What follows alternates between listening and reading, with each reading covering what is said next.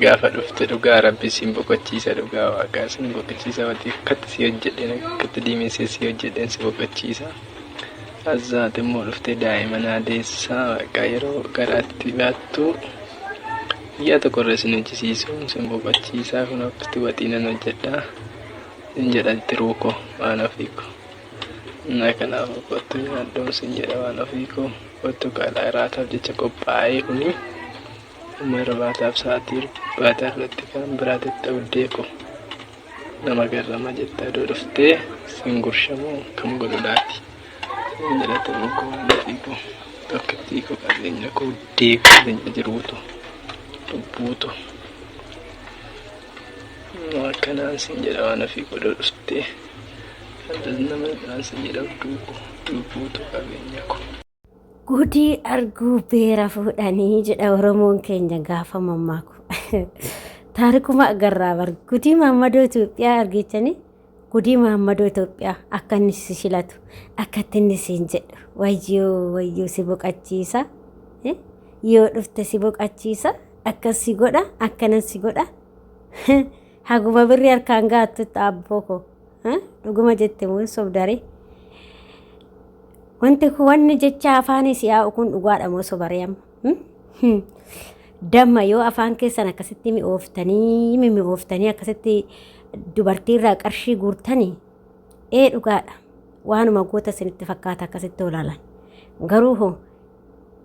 keessi keessan marziidha adaraa faaxoochee koo hattoota akka tanaa ijoollee akka kanaa irraa of eeggadha isinitti fakkeessanii ati dhugaadha jettee onnee kee banteefi inni sitti taphatee waan qabu sirraa halleem godhee booda birookiis godha dhugaa waaqayyo jechuudha kun amma dhugaa isaa seetanii soba bariin tana birrinaa ergituuf akkana ta'aa bara dhugaa waaqayyo sin boqachiisa si boqachiisa kana boqachiisa jettee ishiin birriitti argiti inni akkas godha jettee isheen immoo gaafa galtee qullaashii galtee inni bilookii ishii dhaaba jechuudha hojii keessa wallaalletii miti bar hojiin keessanii waan hedduudha nama boqachiistan.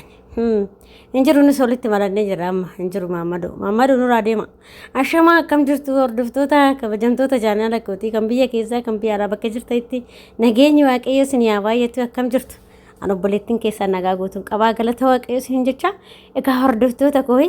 akkuma argaa jirtanii akkuma dhagaa jirtanii Maammadoo hojii Maammadoo Itoophiyaa jechuudha waan inni godhu jechuudha geessanii akkas attaalalanii qarshii namarraa guurratu jechuudha dhugaa waaqayyo lubbuu ta'u onnee ta'u tiruu ta'u si ciisuu dadhabe akkasas si godha sin boqachiisa sin maalii ta'a si haa boqachiisuu hin jennu nuyi tiruu ta'u echa abbaa keetti dhatte gisee nuti biyyaa baanu san kan har'a albaatan gadi tokkaatan gadi akkanatti dafqinee akkanatti qaa kana hunda dhiqaa oollee meeshaa kana doolaappii kana hunda qulqulleessaa oollee har'ammoo isinii lubbuu tiyya onnee tiyya jettanii biddee oo'aa nyaattanii waxii oo'aa dhuddanii mana keessanitti jechuudha mana maatii keessanitti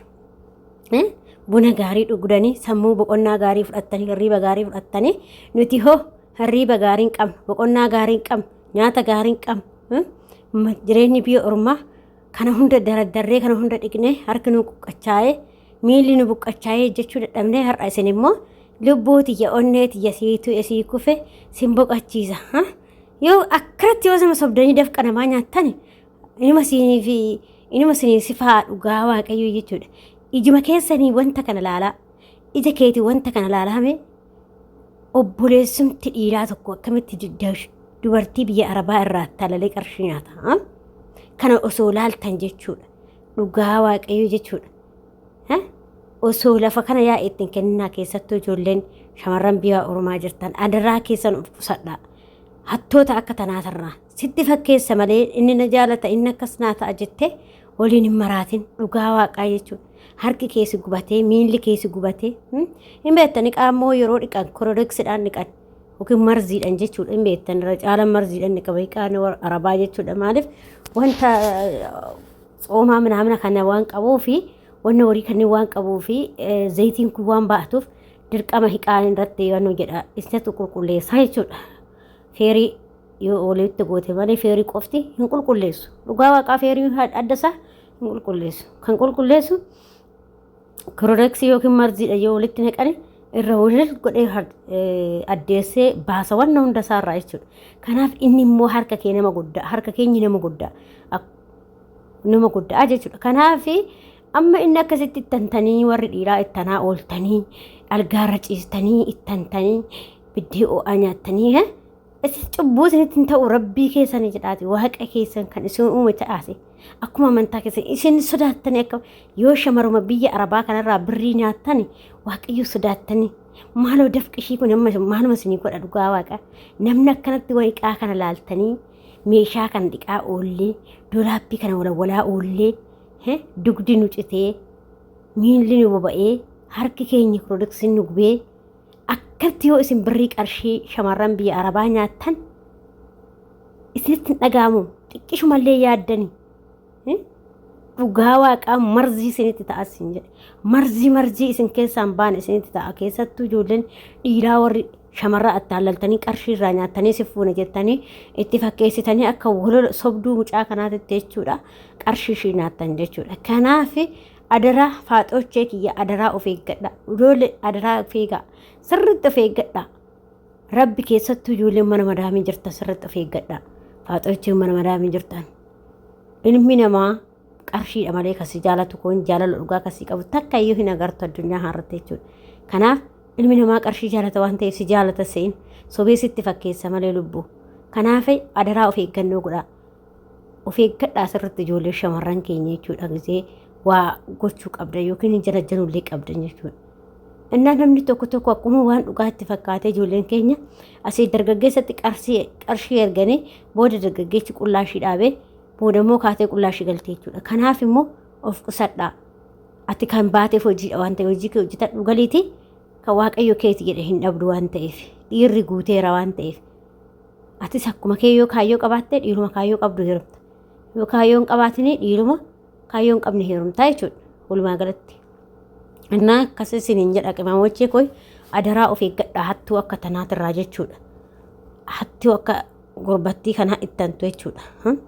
Mi'a amma kun amma fakkeessee laal bar itti fakkeessee laal amma dawwalaaf bar hin qaana uwwee xiqqishuma ishiitillee jechuudha bar xinnuma ishii akkasitti yoo inni lubbuutiyya onneetiyya sii du'e sii kufe yaa bareedduutiyya akkasii kaa osoo si gurshee odoo si maalii godhe biyyeen abbaa kee haa nyaattu nyaattee harki nu gubate nuyi